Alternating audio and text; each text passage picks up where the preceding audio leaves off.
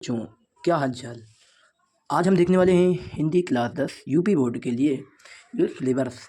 तो सिलेबस में क्या है, देखो पहली बात तो बताऊं कि 20 इसमें बहुविकल्पी होंगे।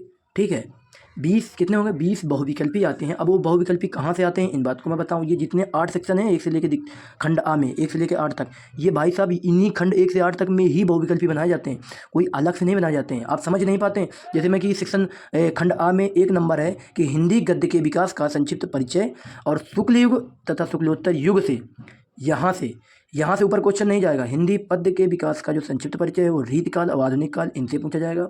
ऐसे रस में हास्य और करुण, परिभाषा, उदाहरण और पहचान पूछी जाएगी। अलंकार पूछे जाएंगे, उपमा, रूपक, उत्प्रेक्षा, लवण एवं उदाहरण। अब देखा जाएगा छंद, सोठा एवं रोला, लक्षण एवं उदाहरण से ही छंद में क्वेश्चन आएंगे और किसी से नहीं आएंगे। आपको इस बात को ध्यान रखना, गांठ बांध लेना भाई साहब।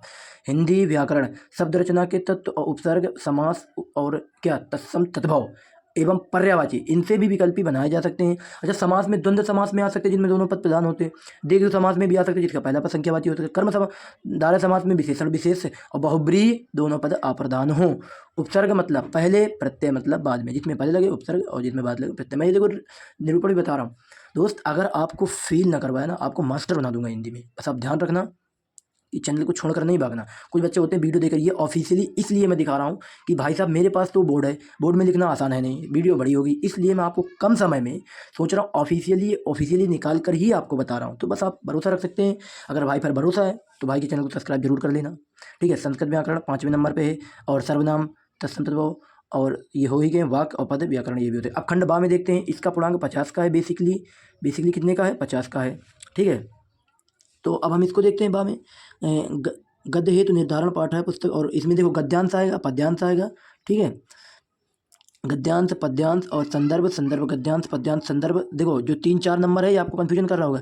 संस्कृत में एक गद्यांश आता है, इसमें एक गद्यांश पद्यांश आता है। और जो नंबर 1 खंडवा में नंबर 1 है तो पहले गद्य से गद्यांश पूछेगा हिंदी में, और फिर एक पद से एक पद्यांश पूछेगा। तीसरे नंबर में संस्कृत में एक गद्यांश आएगा और संस्कृत में एक पद्यांश आएगा। 4 नंबर तक हो गए। और इसमें एक खंड का आप मतलब कि याद करना है, वो मैं आपको प्रोवाइड करवा दूंगा। ठीक है, वो मैं आपको प्रोवाइड करवा दूंगा, आप उसकी टेंशन ना लें। ठीक है, तो अब हम देखते हैं।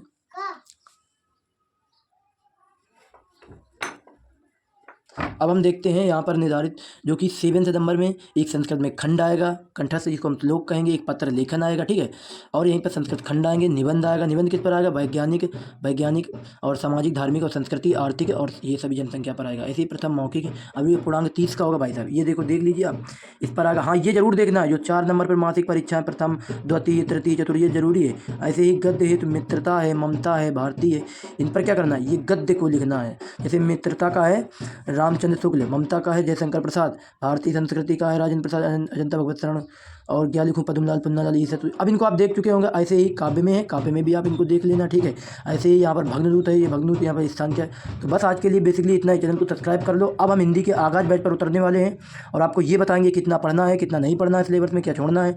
ठीक है, तो आपके हाल चाल सही होंगे तो भाई साहब चैनल पर सब्सक्राइब जरूर कर लें। आपको फ्री क्लासेस यहाँ मिल रही हैं, कोई बिक्री नहीं हो रही यहाँ पर। ठीक है, बच्चों के साथ खिलवाड़ नहीं करने वाले। आने वाले समय में हमें कुछ इतना बड़ा करेंगे कि आप खुद पहचान सकते हैं। फ्री सब कुछ देंगे, कॉम्पिटिटिव एग्जाम भी फ्री देंगे, टीचर से जोड़ रहे हैं अच्छे